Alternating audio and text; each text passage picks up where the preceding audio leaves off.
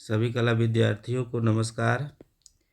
ये test series 1 में ये मेरा तीसरा वीडियो है। आज हम लोग पढ़ेंगे यहाँ से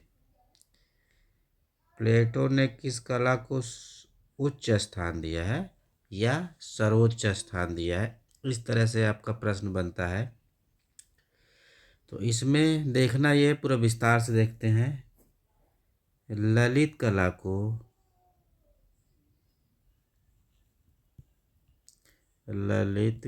को पांच भागों में बांटा गया है। कौन कौन सा? काव्य कला, संगीत कला, मूर्ति कला, फिर आइए चित्रकला। इसमें एक साथ सब बता देंगे हम, कोई डाउट नहीं रहेगा। स्थापत्य कला, स्थापत्य चाहे वास्तुकला। इसमें क्या पूछा गया? प्लेटो ने किस कला को उच्च स्थान दिया है। प्लेटो ने सबसे पहले यही देख लेते हैं, संगीत को उच्च कला, कहने का मतलब यहाँ पे आएगा संगीत कला। अब काव्य कला को किसने सर्वोच्च स्थान दिया है, ये भी जानना चाहिए। ठीक, और यहीं पे अगर ऐड करते हैं तो ये 5 ललित कलाएं हो गई। ठीक, एक होता है नृत्य कला। नृत्य कला को भरत मुनि प्लस कालिदास ने सर्वोच्च स्थान दिया है, यानी कि उच्च स्थान दिया है। ठीक है, और हीगेल ने क्या किया है? काव्य कला को उच्च स्थान दिया है। ठीक, और चित्रसूत्र यानी विष्णु धर्मोत्तर पुराण के चित्रसूत्र में चित्रकला को उच्च स्थान दिया गया। हीगेल ने, एक साथ सब देखिए, हीगेल ने काव्य कला को सर्वोच्च स्थान दिया है, प्लेटो ने संगीत कला को दिया है, भरत मुनि और कालिदास ने नृत्य कला को दिया है, और चित्रसूत्र ग्रंथ में चित्रकला को सर्वोच्च स्थान दिया है। ठीक, ये आपका अब जाके ये कंप्लीट हो गया पूरा का पूरा प्रश्न। ठीक है, अब आते हैं हम लोग प्रागैतिहासिक चित्रों का सर्वप्रथम खोज कहाँ हुआ था।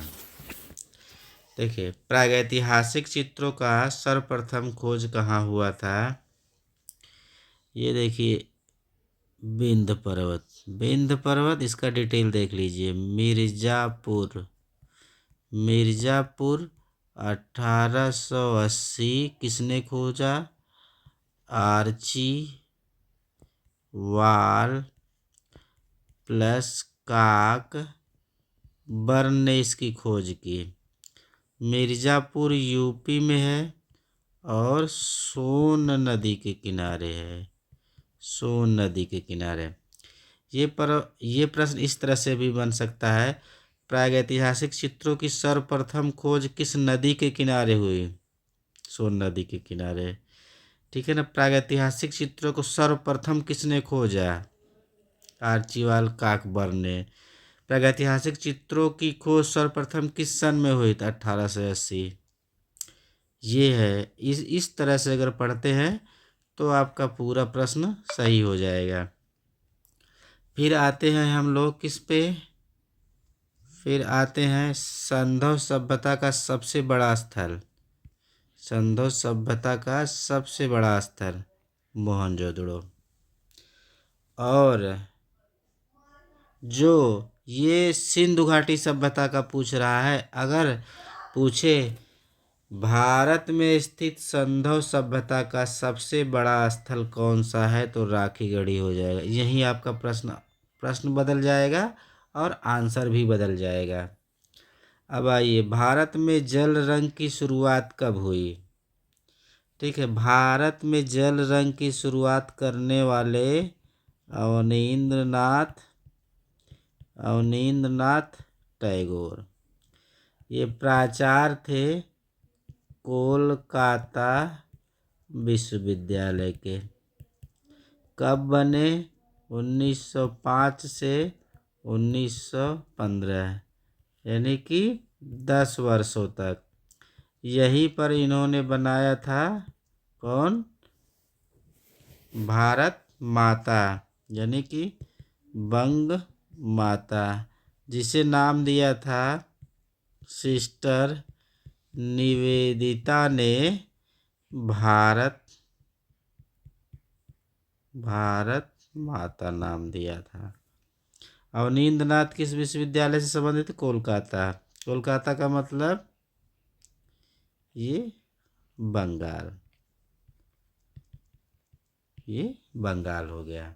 ठीक है, अब ये बंगाल, अब यहीं पे देख लीजिए, मद्रास विश्वविद्यालय की स्थापना 1950, कोलकाता विश्वविद्यालय की स्थापना 1954, मुंबई की, सॉरी ये गलत है, 1850, 1854। ठीक है, और जे स्कूल ऑफ आर्ट की अरे ऐसे समझ लिए, 1850, 1854, 1857, राजस्थान 1937। राजस्थान यानी कि वनस्थली विद्यापीठ की बात कर रहे हैं हम। ठीक है, अब इस तरह से हो गया, ये आपका बंगाल हो गया। यहाँ पे भारत में जल रंग की शुरुआत करने वाले अवनींद्रनाथ टैगोर, जो कि कोलकाता विश्वविद्यालय के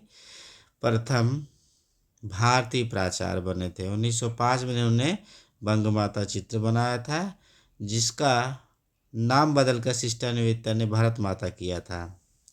अगला प्रश्न आते हैं, इस तरह से सॉल्व करेंगे तो कोई दिक्कत नहीं होगी। बेलारी प्रागैतिहासिक स्थल की खोज 1892 में हुई थी, 1880 में मिर्ज़ापुर की। ठीक है, वायनाड एडगल की 1901 में, 1967 में बिल्डहम की। ये मिर्ज़ापुर का, ये वायनाड एडगल खोज, ये हो गया बेलारी। इससे क्या होगा, आपको कन्फ्यूजन नहीं होगा, कोई दिक्कत भी नहीं होगी। अब आइए, एक मकान का अंकन परिप्रेक्ष्य के किस सिद्धांत के अनुसार होता है? ठीक, इसमें क्या हो, एक मकान का अंकन परिप्रेक्ष्य के सिद्धांत के अनुसार, परिप्रेक्ष्य के दो होते हैं।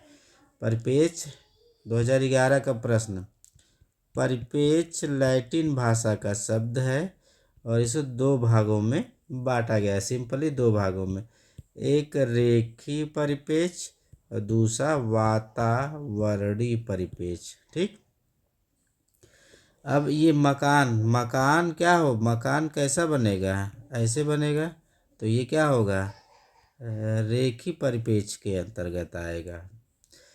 ठीक है, वातावरणीय के दूर के दृश्य का चित्रण अगर करते हैं तो वो वायवीय परिप्रेक्ष्य यानी कि वातावरणीय परिप्रेक्ष्य के अंतर्गत आता है। मुझे लगता है समझ में आ गया होगा कि हाँ ये कैसे हम बता रहे हैं। देखिए, ये आ गया आपका, अधिकांश प्रागैतिहासिक चित्रों का रंग सबसे ज़्यादा लाल रंग यानी कि गेरुआ रंग का प्रयोग हुआ है। ठीक है, काले रंग का भी प्रयोग हुआ है, नीले रंग का भी प्रयोग हुआ है, सफ़ेद रंग का प्रयोग लगभग कम हुआ है। अधिकांश प्रागैतिहासिक चित्रों का रंग कौन सा था? तो क्या था, गेरुआ यानी कि लाल रंग था। इसको ऐसे समझिए, प्रागैतिहासिक काल में कुल मिला के खनिज रंग या मिट्टी द्वारा प्राप्त रंग का प्रयोग, किसी तरह से भी आ सकता है, खनिज रंग या मिट्टी द्वारा प्राप्त रंग। इस तरह से आपके प्रश्न आपके बन जाएंगे। अब यहाँ पे आते हैं हम लोग व्यवहारिक कला। व्यवहारिक कला, व्यवहारिक कला के अंदर ये है, व्यवहारिक नहीं, व्यापारिक होना चाहिए, यहाँ गड़बड़ है। व्यापारिक कला, ठीक है, या व्यवहारिक कला भी कह सकते हैं। तो बुक कवर, पोस्टर, विज्ञापन सभी आते हैं, ठीक है। अगला प्रश्न है सिंधु सभ्यता से कुल कितनी मूर्तियां मिली हैं, यानी कि कुल 18 मूर्तियां। अकेले मोहनजोदड़ो से 6 मूर्तियां मिली हैं, ये याद रखना है।